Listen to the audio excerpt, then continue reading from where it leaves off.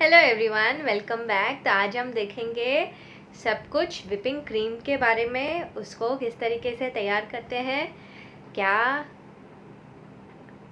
किस तरीके का बीटर यूज़ करना पड़ता है, क्या टेम्परेचर पे उसे रखते हैं, उसे स्टोर कैसे करते हैं और किन किन कारणों की वजह से हमें विपिंग क्रीम को हैंडल करने में दिक्कत आती है। तो सबसे पहले हम देखेंगे कि विपिंग क्रीम हम कौन सी ब्रांड की लें। तो विपिंग क्रीम हमें बेस्ट क्वालिटी की विपिंग क्रीम ही लेनी है। अगर आप कम रेंज की विपिंग क्रीम लोगे केक डेकोरेशन और पाइपिंग के लिए, जैसे कि सबसे टफेस्ट पाइपिंग होती है रशियन नोज़ल यूज़ करना, तो उसके लिए आपको बेस्ट क्वालिटी की विपिंग क्रीम ही लगेगी। तो प्रीमियम क्वालिटी की विपिंग क्रीम, प्लस क्वालिटी की विपिंग क्रीम, ये सब 200 to 250 के रेंज में आती है। इससे महंगी भी आपको अगर लगे तो आप लीजिएगा, इस पे कॉम्प्रोमाइज़ मत कीजिएगा, वरना क्या होगा, आपको बहुत स्ट्रगल करना पड़ेगा केक डेकोरेशन में। विपिंग क्रीम को विप करने के लिए हमें बीटर का ही यूज़ करना है, क्योंकि जब विपिंग क्रीम को विप करते हैं तो उसका टेम्परेचर लो होना चाहिए और 8 से 10 मिनट के अंदर अंदर वो विप हो जाना चाहिए, तो ही आपकी विपिंग क्रीम अच्छे से बीट होगी। तो इसके लिए आपको अच्छी क्वालिटी का, यानी कि उसके वॉट 300 के ऊपर ही होना चाहिए, वरना क्या होगा, आप बीट करने जाओगे और बीटर ख़राब हो जाएगा। आपको कंटिन्यूस बीट करना होता है, तो इस बात का आप ध्यान रखिएगा।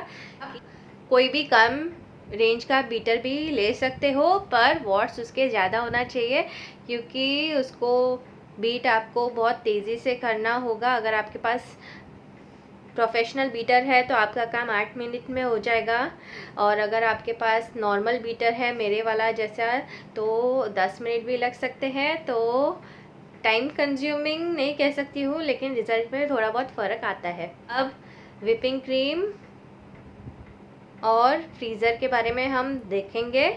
तो विपिंग क्रीम को हम जब स्टोर से लाते हैं तो वो फ्रोज़न फॉर्म में ही आती है और हमें उसको फ्रीज़र में ही रखना है। अगर आप आधी विपिंग क्रीम ही यूज़ करना चाहते हो तो फ्रोज़न फॉर्म में ही आप पैकेट को काट दीजिएगा, विपिंग क्रीम को अलग कर दीजिएगा और बाकी की विपिंग क्रीम को क्लिंग फिल्म या एल्युमिनियम फॉइल लगा के फिर से फ्रीज़र में रख दीजिएगा। आपकी विपिंग क्रीम ख़राब नहीं होगी। और जब आप विप कर चुके हो तो उसका टेम्परेचर लो होना चाहिए। अगर उसका टेम्परेचर लो नहीं होगा तो आप फिर से उसको फ्रिज में रख दीजिएगा, वो एकदम अच्छे से सेट हो जाएगी। उसके बाद आप यूज़ कर दीजिएगा। तो विपिंग क्रीम को विप करने के बाद आप ज़्यादा देर मत रखिएगा, तुरंत ही उसको यूज़ कीजिएगा। उसको आप 1 या 2 दिन तक फ्रिज में स्टोर करके रख सकते हो, क्योंकि विपिंग क्रीम आप ज़्यादा बना लोगे तो फिर उसका क्या करोगे, तो जो स्टोर की हुई विपिंग क्रीम है उसको आप वापस से बाहर निकालोगे और उसके बाद में फिर से उसको बीट करोगे और फिर आप उसको यूज़ करोगे। तो बहुत बार क्या हो जाता है, हम काम करते रहते हैं विपिंग क्रीम के साथ, विपिंग क्रीम एकदम गर्म हो जाती है, तो मेल्ट नहीं होती है, पर उससे फिनिशिंग अच्छी नहीं आती है। तो आप क्या करोगे, उसको थोड़ी देर के लिए फ्रिज में रख दोगे और उसके बाद में जब वो अच्छे तरीके से सेट हो जाए उसके बाद में आप उसको यूज़ करोगे। तो ये हो गया फ्रिज के बारे में। हमने जो विपिंग क्रीम बनाई है उसको आप हर तरह के नोज़ल के साथ यूज़ कर सकते हो, उसका रिज़ल्ट अच्छा आएगा और इकोनॉमिकल भी है। तो आप कोई भी ब्रांड की ले लो, पर अच्छी क्वालिटी की होनी चाहिए। अगर आपकी विपिंग क्रीम मेल्ट हो रही है तो उसको प्लीज़ आप यूज़ मत कीजिएगा, क्योंकि विपिंग क्रीम मेल्ट होती है तो उसका रिज़ल्ट बिल्कुल भी अच्छा नहीं आएगा। और अगर आपकी विपिंग क्रीम शेप होल्ड नहीं करती है तो पहली बात आप क्या करोगे, उसको थोड़ी देर फ्रिज में रख दोगे फॉइल लगा के या क्लिंग रैप करके, उसके बाद में फिर से बीट करोगे तो भी अगर शेप होल्ड नहीं कर रहा है तो आपकी विपिंग क्रीम यूज़ करने लायक नहीं है। आप कोई अच्छी ब्रांड की विपिंग क्रीम लीजिएगा, स्विच करके देखिएगा ब्रांड्स को, जो आपके लिए बेस्ट वर्क करता है उसको ही आप यूज़ कीजिएगा। आइस बाथ होता है, अगर आप बहुत गर्म क्लाइमेट वाले कंट्री में रह रहे हो तो आप आइस बाथ का यूज़ कर सकते हो। एक बाउल में बर्फ़ भर के उसके ऊपर जो बाउल रखोगे उसके अंदर आप अपनी व्हिपिंग क्रीम डालिएगा ताकि उसका टेम्परेचर एकदम लो रहे, और वरना आपको आइस बाथ की ज़रूरत नहीं पड़ेगी अगर आप इस तरीके से व्हिपिंग क्रीम को बीट करोगे तो मैं व्हिपिंग पाउडर का भी यूज़ करती हूँ। रशियन नोज़ल आइसिंग वगैरह बनाने में उसका रिज़ल्ट बहुत अच्छा आता है। बहुत इजीली आप उसको पाइप कर सकते हो। तो व्हिपिंग पाउडर बहुत हैंडी होता है हमेशा, क्योंकि व्हिपिंग क्रीम बहुत बार अवेलेबल नहीं होती है और व्हिपिंग पाउडर को आप ज़्यादा दिन तक स्टोर करके रख सकते हो विदाउट फ्रीजिंग इट। तो आप व्हिपिंग पाउडर को भी एक अच्छा ऑप्शन ले सकते हो, वो भी आप अच्छे क्वालिटी का ही लीजिएगा, अच्छे ब्रांड का ही लीजिएगा, वरना उसमें भी आपको दिक्कत आएगी। तो व्हिपिंग पाउडर आप जितना ले रहे हो उसको मिक्स करना है उसके half of the quantity of water या मिल्क से, और उसके बाद में उसको इसी तरीके से बीट करना है जब तक कि स्टिफ पिक ना आ जाए। तो ये आपका व्हिपिंग पाउडर का हो गया। अगर आपको व्हिपिंग क्रीम नहीं यूज़ करना है तो आप व्हिपिंग पाउडर का भी यूज़ कर सकते हो। इस व्हिपिंग क्रीम में जेल कलर या वुड कलर बना के अलग अलग कलर के डिज़ाइंस भी बना सकते हो आप, वो भी मैंने इस वीडियो में दिखाया है कि किस तरह से व्हिपिंग क्रीम को कलर करते हैं। Most of the whipping cream में शुगर आती है, तो अगर आपके व्हिपिंग क्रीम में शुगर कंटेंट नहीं हो तो आप अलग से पाउडर शुगर ऐड कर सकते हो। तो व्हिपिंग क्रीम आपको हमेशा अच्छे ब्रांड की लेनी चाहिए। 200-250 के रेंज में व्हिपिंग क्रीम मिलती है हमें। इसे फ्रोज़न फॉर्म में रखते हैं, फ्रिज में स्टोर करते हैं। तो जो प्रोफेशनल केक वाले होते हैं वो इस तरह की व्हिपिंग क्रीम को यूज़ करते हैं, क्योंकि ये गर्म क्लाइमेट में पिघलती नहीं है और अपना शेप होल्ड करती है। तो आपको अगर कभी भी प्रॉब्लम आ रही हो, व्हिपिंग क्रीम पिघल जाती है या व्हिप नहीं होती है, तो आप अच्छे ब्रांड की व्हिपिंग क्रीम लीजिएगा। ये सब ब्रांड्स का कॉस्ट हाई है, लेकिन इसका रिज़ल्ट बहुत बढ़िया आता है। आपको ज़्यादा स्ट्रगल नहीं करना पड़ेगा फिनिशिंग के साथ। तो मैंने यहाँ पर ट्रोपोलाइट प्रीमियम की व्हिपिंग क्रीम यूज़ की है। अच्छे से अच्छा प्रीमियम क्वालिटी या प्लस क्वालिटी की व्हिपिंग क्रीम को ही यूज़ कीजिएगा, आपको बहुत हेल्प होगा डिज़ाइंस बनाने में। तो यहाँ पर ये मैंने व्हिपिंग क्रीम फ्रोज़न फॉर्म में लाई थी। ये फ्रिज में जहाँ स्टोर होता है वहाँ पर भी फ्रोज़न फॉर्म में ही होती है। तो ये फ्रोज़न है, इस तरीके से मैंने निकाल लिया है। तो 1 घंटे के लिए मैंने नीचे फ्रिज में रख दिया था, फ्रीज़र से निकाल के। अब मैं इसको एक स्टील के बर्तन में ले लूँगी। आप कांच का बर्तन यूज़ मत कीजिएगा, व्हिप करने में प्रॉब्लम आती है और कांच टूटने का भी डर रहता है। और स्टील का बर्तन बड़ा लीजिएगा। और स्टील यूज़ करने का एक फ़ायदा ये भी है कि ये जो मैं अभी फ्रोज़न क्रीम निकालूँगी तो इससे क्या होगा, स्टील का टेम्परेचर एकदम लो हो जाएगा और हमें आइस बाथ की ज़रूरत नहीं पड़ेगी। वो मैं आपको आगे दिखाऊंगी। अब क्रीम में आइस क्रिस्टल्स है, तो अब हमें टच नहीं करना है व्हिपिंग क्रीम को। इसको हल्का सा लिक्विड फॉर्म में लाएंगे हम। रूम टेम्परेचर पे नहीं लाना है, हल्का सा लिक्विड फॉर्म में लाना है, और उसके बाद में हम हमारा आगे का प्रोसेस करेंगे। तो ये लिक्विड फॉर्म में आ गया है, मेल्ट हो गई है, लेकिन अभी तक ये बहुत चिल्ड है और इसमें आइस क्रिस्टल्स नहीं है। तो अब हम इसे व्हिप करना शुरू करेंगे। इसमें आइस क्रिस्टल्स नहीं होने चाहिए, इस बात का आप ध्यान रखिएगा, वरना व्हिप होने के बाद वो आइस क्रिस्टल्स बहुत दिक्कत दे सकते हैं आपको। तो इस तरीके से हमें 1 से 2 मिनट तक बीटर लो स्पीड पे चलाना है, फर्स्ट नंबर स्पीड पे, ताकि बाई चांस कोई आइस क्रिस्टल रह भी जाए तो वो यूनिफॉर्म हो जाएंगे। तो ये बीटर है, बीटर आपको 300 वाट के ऊपर का ही लेना है, क्योंकि आपको ये कंटिन्यूस व्हिप करना पड़ेगा। आप बीच बीच में रोक सकते हो, सिर्फ बीटर एकदम ज़्यादा गर्म ना हो जाए इसलिए, वरना आपको बीटर को बंद नहीं करना है। क्योंकि अगर आप आधी व्हिपिंग क्रीम अभी बीट करोगे, आधी बाद में बीट करोगे, तो वो रिज़ल्ट अच्छा नहीं आएगा। तो 1 मिनट तक मैं इसे व्हिप कर लूँगी।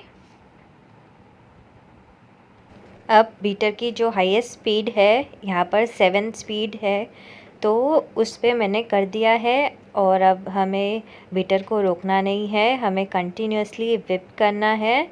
सिर्फ आप इसे फिर से मिलाने के लिए ब्रेक ले सकते हो, आपको पूरा बीट होने तक इसे रोकना नहीं है। पूरे व्हिपिंग क्रीम में यूनिफॉर्म बीटर घूमना चाहिए, इसलिए मैं इस तरीके से घुमा रही हूँ। और आप देख सकते हो मैंने आइस बाथ का भी यूज़ नहीं किया है। आइस बाथ क्या होता है, जो हमारा बाउल होता है जिसमें हम व्हिप करते हैं, उसके नीचे आइस बाथ रखा जाता है ताकि हमारा व्हिपिंग क्रीम का टेम्परेचर कम ही रहे। तो ये हमारी व्हिपिंग क्रीम इतनी चिल्ड है, और हमने स्टील के बर्तन में लिया है इसलिए एकदम चिल्ड है, और इसका टेम्परेचर एकदम लो है, तो ये इजीली व्हिप हो जा रही है। आप इससे हर तरह के आइसिंग डिज़ाइंस बना सकते हो। इसी में कलर मिक्स करके अलग अलग कलर के फ्लावर्स हुए, कोई भी नोज़ल की पैटर्न आप इससे बना सकते हो।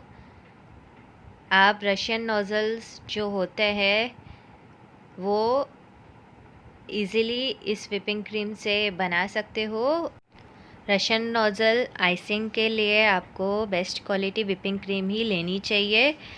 इससे भी अगर आपके पास अच्छी व्हिपिंग क्रीम अवेलेबल हो तो आप वो लीजिएगा, क्योंकि उससे आपका काम बहुत स्पीड अप हो जाएगा, आपको ज़्यादा दिक्कत नहीं आएगी।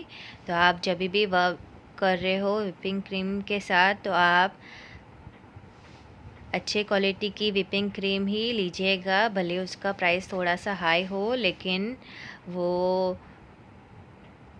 फिनिशिंग में आपको बहुत हेल्प करेगी। जो लोअर क्वालिटी की व्हिपिंग क्रीम होती है उससे आप नॉर्मल डिज़ाइंस बना सकते हो इजीली। अब ये धीरे धीरे वॉल्यूम में बढ़ रही है, आपको इसी तरीके से नॉन स्टॉप व्हिप करना है। Whip whip till it doubles in volume. इतना टाइम हो गया फिर भी हमारी व्हिपिंग क्रीम का टेम्परेचर एकदम लो है, क्योंकि हमने एक तो स्टील का बर्तन यूज़ किया है और दूसरा हमने इसे आइस फॉर्म में निकाला था और उसको जल्दी से हमने व्हिप कर लिया था एक बार लिक्विड फॉर्म में आने के बाद। तो सबसे पहले हमें आजू बाजू से स्क्रैप करके एंश्योर करना है कि सारी क्रीम व्हिप हो रही है। तो इस टाइम पे आप ब्रेक ले सकते हो। तो अच्छे से मिक्स करने के बाद फिर से हम व्हिप करना शुरू कर देंगे। ये आपने देखा स्टिफ पिक नहीं आई थी। स्टिफ पिक के लिए आपको और ज़्यादा बीट करना पड़ेगा, पर 8-10 मिनट से ज़्यादा बीट नहीं करना है, क्योंकि वो सिर्फ वॉल्यूम में डबल होगी। आप उससे आइसिंग अच्छे से नहीं कर पाओगे, वो ज़्यादा व्हिप होने पर इजीली पिघल जाएगी। अगर आप कोई अच्छे ब्रांड की भी यूज़ कर रहे हो तो आपको सिर्फ मैक्सिमम 8 से 10 मिनट तक इसको व्हिप करना है, उतनी वॉल्यूम हमें चाहिए। तो अब ये सॉफ्ट पिक स्टेज है, यानी कि ये हिल रहा है। जब हम इससे कोई भी डिज़ाइन बनाएंगे तो ये अपनी शेप होल्ड नहीं करेगा, ये बिखर जाएगा, ढीला पड़ जाएगा। तो इससे और आगे हमें इसे whip करना है तब तक जब तक कि इसमें स्टिफ पिक्स ना आ जाए, तो ही हम कोई भी इससे डिज़ाइन बना पाएंगे या केक को इजीली कवर कर पाएंगे। इसे ओवर भी whip नहीं करना है, वरना क्या हो जाएगा, ये पिघलने लग जाएगी, अपना शेप होल्ड नहीं करेगी। तो आपको सिर्फ 8 से 10 मिनट के बीच में स्टिफ पिक्स लानी है। कंटिन्यूस 7th स्पीड पे ये चल रहा है, हाई स्पीड पे ही हमें चलाना है। आपके बीटर की हाई स्पीड जो भी हो उसी पे हमें इसे चलाना है। अब ये स्टिफ पिक पे पहुंच गया है, मतलब कि जब मैंने इसे इस तरीके से नीचे डाला तभी भी विपिंग क्रीम नीचे नहीं गिर रही है और एक पॉइंटेड नोक सा आया है, और वो पॉइंटेड नोक हिलाने पे भी हिलता नहीं है। तो इसी को कहते हैं स्टिफ पिक्स। तो अब मैं इस तरीके से जब कर रही हूँ तब कितना प्लेन फिनिश आया है। इससे आपका केक एकदम इजीली कवर हो जाएगा। ये देखो गिर भी नहीं रही है। तो ये हुआ हमारा विपिंग क्रीम रेडी। इससे आप हर तरह की डिज़ाइंस बना सकते हो। अब ये हमारी विपिंग क्रीम को मैं जब उल्टा करूँगी तभी भी ये गिरेगी नहीं, मतलब ये अच्छी तरीके से विप हो गई है। और पीछे की साइड में भी आप देख सकते हो एकदम चिल्ड है अभी भी। तो यही फ़ायदा होता है स्टील का बर्तन लेने का और इस तरीके से विपिंग क्रीम को पिघलाने का।